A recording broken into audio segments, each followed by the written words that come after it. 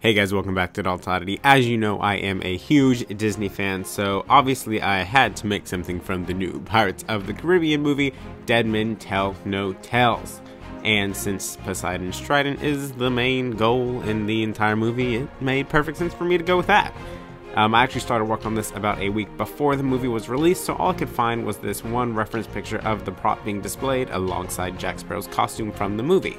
In order to find out how large the Trident would be, I first took measurements of the Jack Sparrow costume on the mannequin and then of the Trident itself, and then used some math using measurements of Johnny Depp and figured out that the Trident would be about 88 inches tall. I then took this picture and blew it up to full size and printed it out along many pages and put all those pieces together like a puzzle using some clear tape like so. Now this does take a long time, but it is important to make sure you get all the lines matched up so you get an accurate shape of the Trident. I'm going to be using this as a template to make the actual Trident itself. I then carefully cut out the entire Trident using a very sharp exacto knife. This template is very important because this is what I'm going to be using to cut out all of the shapes out of styrofoam that I will then be stacking together and carving to make the shape of the Trident. Now, since styrofoam is a bit flimsy, first I'm going to take a thin piece of PVC pipe. This is a 1/2 inch piece, and I am going to be heating that up and bending it to the shape to fit a core inside of the Trident. This will give it much more stability. Using a heat gun, I simply heat up the parts I want to bend, and then I slowly and carefully bend them into position, being very careful not to burn myself.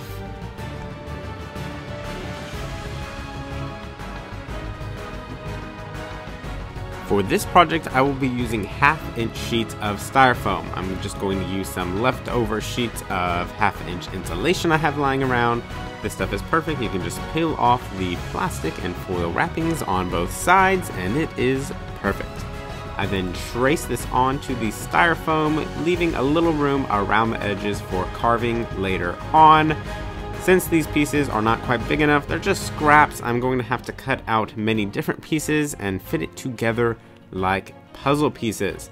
To cut it out of the foam, I'm just using a very sharp blade. You can use a hot wire if you have one, but as long as you have blades that are very sharp and you have plenty of them, this works perfectly. Way less fumes, way less crumbs everywhere, and it works perfect. I do this 3 times, again, many pieces, as you can see here.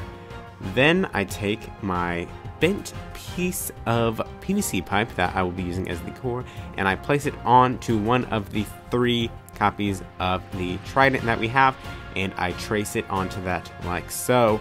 I then cut this out so that I will have a hole to put the PVC pipe in later on.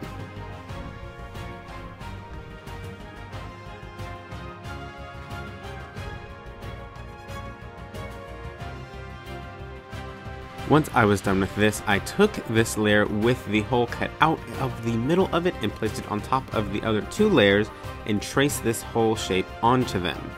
I then took my razor blade and carved out an indentation along this shape. This is so the PVC pipe will fit between all 3 layers.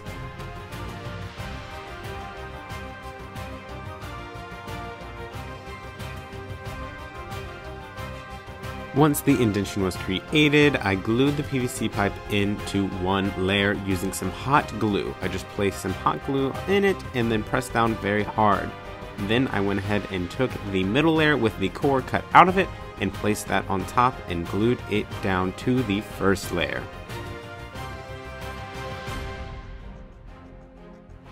I glued the 3rd layer of the Trident on top of that, and then it was time to start adding some thickness in areas where it was needed. For this, I used 1 inch and 2 inch pieces of styrofoam blocks that I had left laying around from box packaging and whatnot.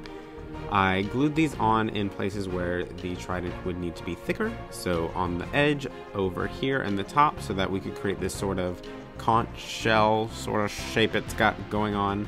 and everywhere else as well. As I was going, I would just glue it and then cut off the excess just so it was a little bit easier to see where I was adding the material.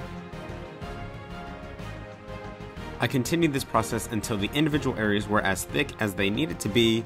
It was sort of like making a topographic map. You basically just want to create the elevations that you will later carve down into the shapes that you desire. I continued this process all the way down to the bottom of the trident.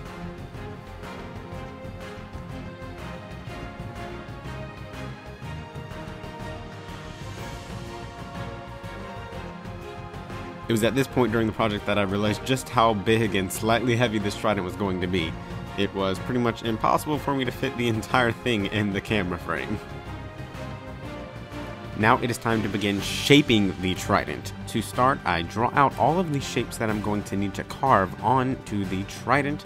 Right now it's looking real blocky, I know, so we need to draw out some of those curves and stuff so we know where to carve. Now using my fully extended, very sharp blade, I begin carefully shaving away chunks of the foam. I start around all of these edges that need to be nice and rounded. Be very careful during this part. I did cut my finger a little bit, as you can see by that band-aid. But yes, you basically just want to continue carving things away until they are the approximate shape that you want.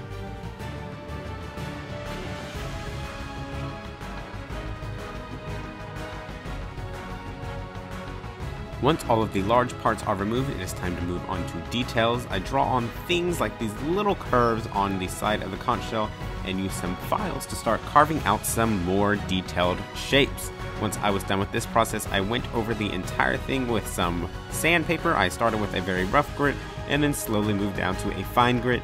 This does not have to be perfect, as we are going to be covering it in plastic and most of these itty bitty little details will not be seen.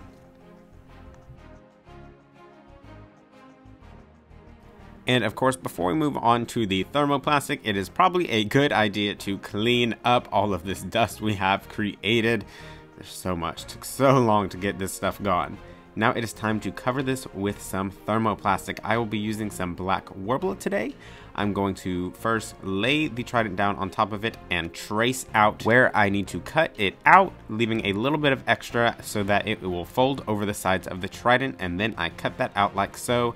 Again, like with the styrofoam, we are going to cut this out in pieces, as I do not have any sheets of the black worbla long enough to cover the entire trident, but that is okay because the seams do hide fairly easily. Now we're going to just position our first piece of the black worbla on top of the trident where it will be covering it. Now using a heat gun, slowly start to heat it up and form it to the shape.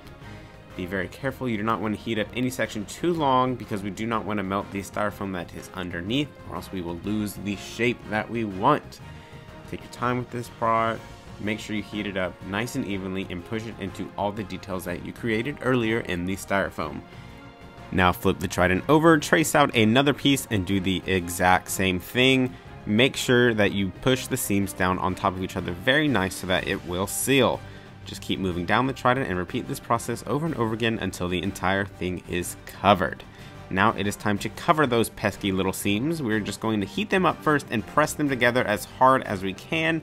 Then you can go in with a sculpting tool like this one and sort of melt them and push them together. Any troublesome seams you can go in with a soldering iron like this and completely just melt the two together.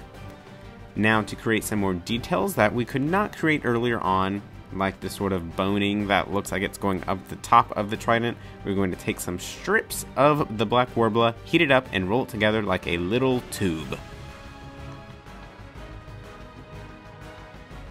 Now to attach this piece to the trident, we're going to first see how long we need it, and then we're going to use the soldering iron, heat up both sides, and just, well, kind of solder it on together.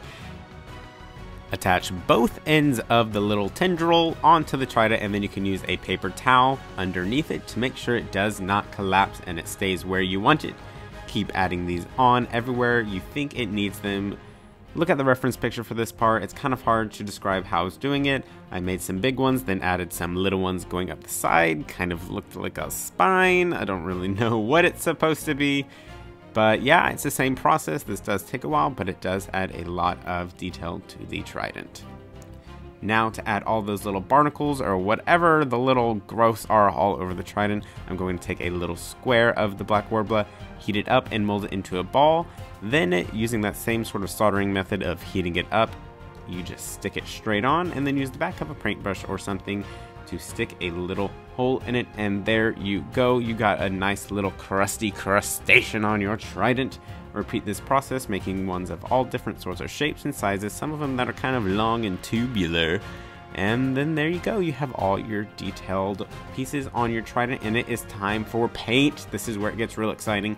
First, you want to take a very diluted light brown paint, and we are going to just sort of stipple this over the entire thing.